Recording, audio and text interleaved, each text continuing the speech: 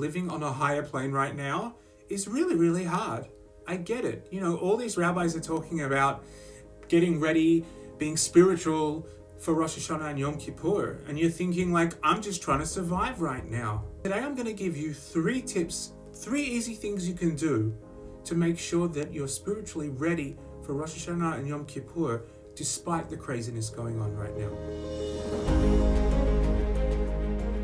The first thing you need to do is to accept where you are.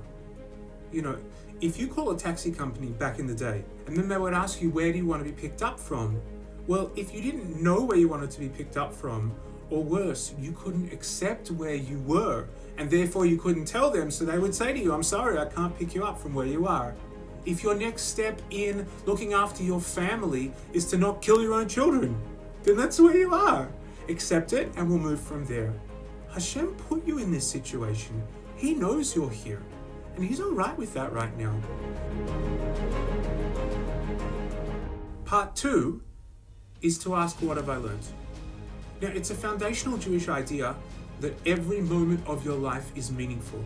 I reject the idea that there's 6 months of your life or 12 months or 2 years of your life that you're supposed to simply set aside and ignore.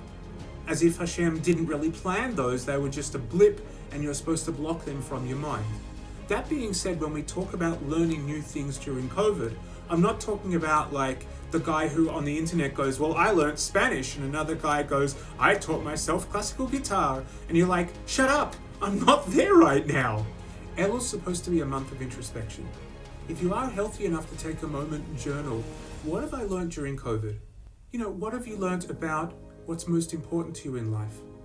What do you really need? What do you really want? What do you really know now that you don't want? What have you learned about your own strengths? And let's be honest about it, what have you learned about your own weaknesses? Those places in your life that you need to work on yourself. And part 3 is to make part of your me time spiritual time. Especially now, everybody needs me time. You know, time when you focus on yourself. You got to figure out a way to make that work. And the other thing you need to do is to not make all of your me time off time, like Facebook or Netflix or whatever your poison is. Don't just stop, change gears.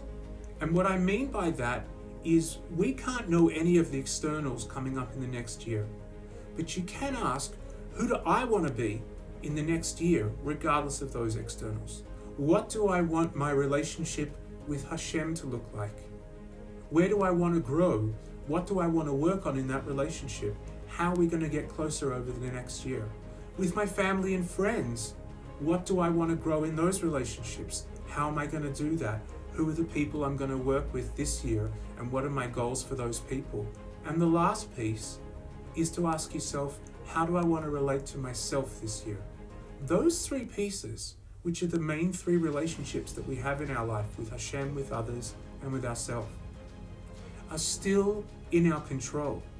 And those are the things that we need to turn up with on Rosh Hashanah and Yom Kippur in order to be able to have a successful year in the coming year. In some respects, life is completely out of control right now. But in terms of Rosh Hashanah and Yom Kippur, the year plan that we need to come up with about how we're going to grow in our 3 major relationships is still within our control. And that's really all Hashem expects from us right now. If you like this video, you're in luck, because we've got a new one coming out every few days. You can press like at the bottom here. Please don't smash the like button like everybody tells you. We abhor violence here. If you don't like the video, we want you to get that off your chest. Please press the dislike button twice. And please comment below and subscribe to our channel so that you'll get all of our upcoming videos. Have a great day.